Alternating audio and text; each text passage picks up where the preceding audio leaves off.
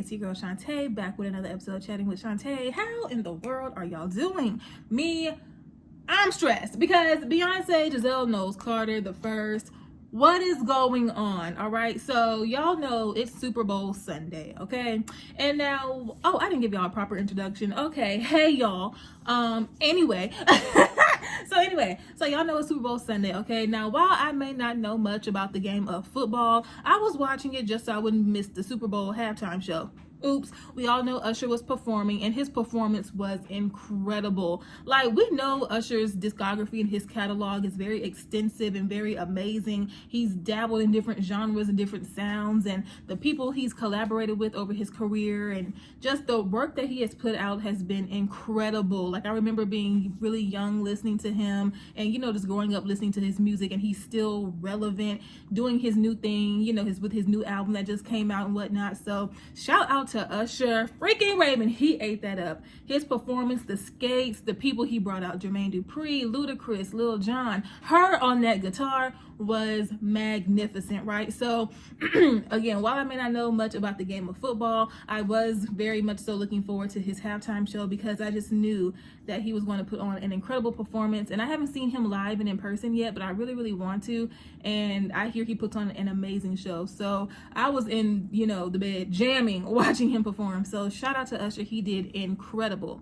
So I say all that to say, Usher had about 15 minutes after he was done for it to be all about him. And then Beyonce, Giselle Knowles Carter the first. Now, we knew she was going to be doing some sort of Super Bowl commercial, right? They were alluding to it, as the days were leading up to tonight, right? So we knew that we could kind of look forward to something from her in regards to a commercial.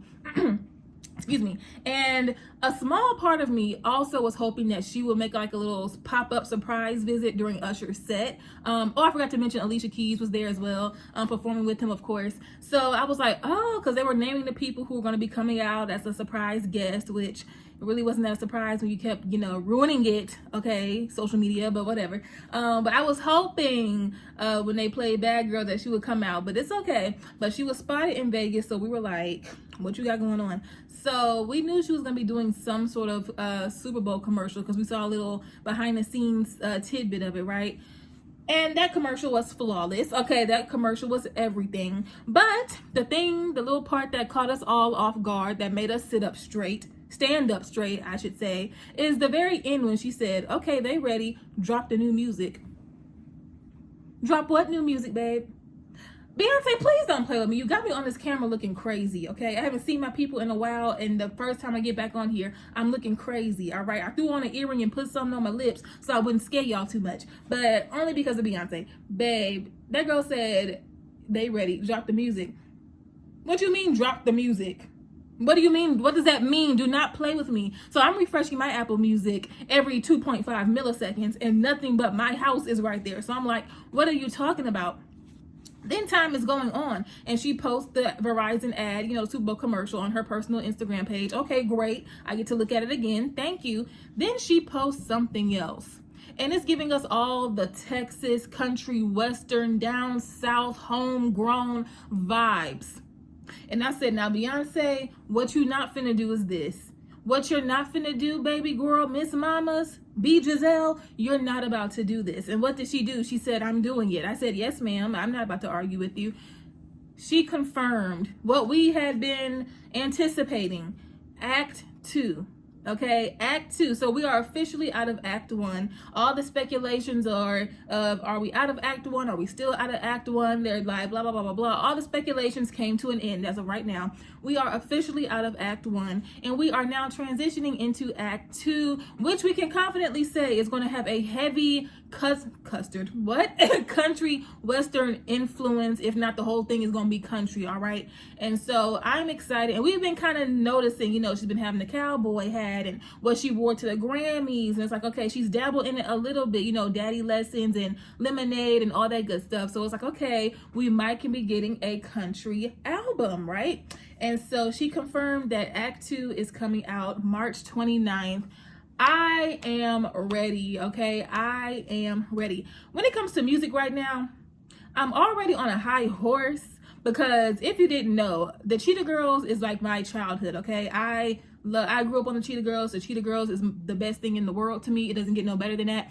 And Galleria Garibaldi is my big sister. Great. So if you're familiar with their soundtracks, you know the soundtrack for the second and third movies have been available on streaming for years, but the soundtrack for the first movie has never been available on streaming. And then the other night, just randomly out of nowhere, they decided to put the soundtrack for the first Cheetah Girls movie on streaming. Baby, I've been in musical bliss for the past couple of days running through the Cheetah Girls 1 soundtrack, right?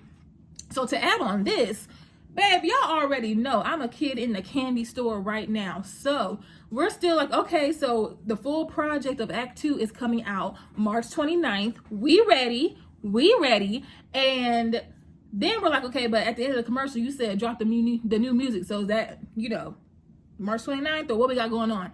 Baby, she done dropped 2 new singles approximately, what, an hour and a half ago? And, or maybe not that long when I'm recording this, but she just dropped 2 new singles, okay? Texas Hold'em and 16 Carriages, babe. And she dropped the visualizers for them, so I have to go and watch those. But y'all, we are really witnessing this era come to pass right now in front of our faces. I listen to the songs. I love them. And she's really at this point in her career where she's not trying to, and she's been in this point.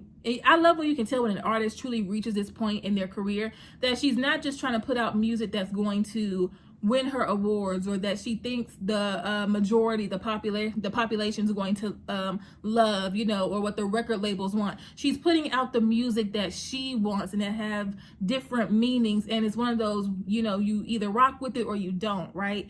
And I know there's a whole bunch of people who miss the you know, Dangerously in Love Beyonce or whatever, you know what I'm saying? And that's nothing wrong. But as she grows and she gets older and goes through life and experiences, as we get older, because when Dangerously in Love came out, I was 7. So for over 21 years, you know, there's been different growth and experiences and life lessons, and you know, we have to grow, right? So as her audience grows, she grows. And you know, when she came out with the Dangerously in Love, she wasn't a wife, she wasn't a mother, she was in her early 20s. Now she's in her early 40s, she has 3 children, she's a wife, you know, all these different things that she's been going through, right? And so it's really great when an artist truly gets to that point in their career where they're like, hey, either you rock with it or you don't, but this makes me feel good. And not saying that the other stuff didn't make her feel good, but you can just tell when an artist is like, hey, I have nothing to prove.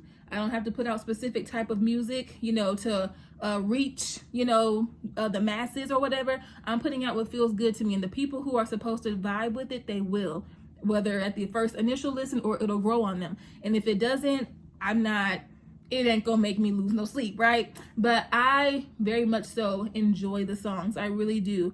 And you know, if you've been paying attention, she's been kind of throwing those hints that we might be getting some country, you know, some country influence. So, you know, going into it with an open mind, when you're just a music lover like myself, then, you know, and it's not like I'll just like any old thing, because if I didn't like the songs, I would be like, y'all, they're not really my cup of tea. And even then I can still, you know, leave room for them to grow on me as I keep watching this or keep listening. This is just the first initial listens right tonight. But I will say off the onset, I really enjoy them. I like this direction, and it's going to be really fun to see, you know, how much she explores into it. So I'm very excited. So have y'all heard the songs?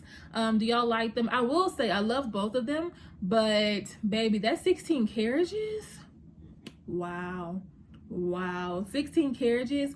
And Mama Tina posted a picture with one of the songs playing, but I'm not sure which one it was because I was actually listening to one of the songs, so I didn't press play on the video on Instagram. But in her caption, she said she's loved this song for years and she's glad that we finally get to hear it. I'm not sure if she was referring to Texas Hold'em or 16 Carriages. I'll have to go and look. But baby, and all the pictures that's coming out right now, I mean, as I'm speaking right now, a whole bunch of stuff is coming out right now. So but baby, I'm very excited. And not to rush, because you know we're just now getting the date for Act 2, but some people, you know, from the beginning have been like, okay, she gave us house music and then Act 2 might be country, and in act 3 she might do full rock and roll. Babe, give it all to me. Give it all to me. I'm loving the different genres, and you know, just having a whole bunch of different styles of music that I, you know, wasn't really hip to or privy to, or really accustomed and familiar with, right, prior to this.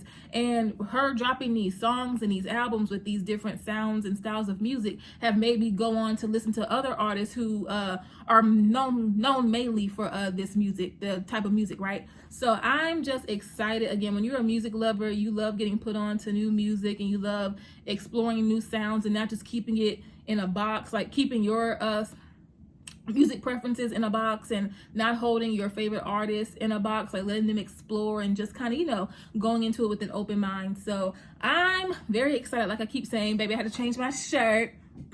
Period. You know what I got this shirt on. We talking about B Giselle. But one thing I don't appreciate about Beyonce Giselle Knowles Carter the first is I had to run to the dollar store. Okay, I had to run to the dollar store, right, to get something. And I was like, Beyonce, if you can hold off for like 15 to 20 minutes, that'll be great. And then you can do all the things that you need to do, right? Because all I had saw was like the little country commercial thingy that she did, okay? And I was like, Beyonce, do not do anything while I am at the dollar store. So I drive to the dollar store, you know, great. And don't you know, as soon as I get inside of the store, I check Twitter. Baby, they got the tracks listed. They got the track links so we can listen to them. I said, Beyonce, you don't like me? And all my love I've given to you my whole life, like, ma'am, you couldn't wait 15 minutes. But yeah, so what do y'all think? Are y'all ready for this? Like, what do y'all think? Like, you know, how Beyonce started and the style of music, you know, even going back to Destiny's Child, and then, you know, her solo career starting, and this change, and I can't really even say change per se, because it's like we know the style of music that we have been getting from her for years, but I can't say, oh, this is new for her. It's just new to us because this is something, these are styles of music that she's probably been wanting to do, right? So yeah. But how do y'all feel? We are really getting these different styles and sounds from Beyonce, and I am loving it. So what do y'all think? And listen, if there's a tour coming, y'all gonna be in y'all's country western best, baby. Bee-haw, baby, I'm ready. Giselle, tell me to giddy up my horse, put on my saddles and spurs and whatever else I need to do, okay? Bee-haw. Oh. Sacred. See, Beyonce, you didn't even give us a full week to just, you know, recover from that, right?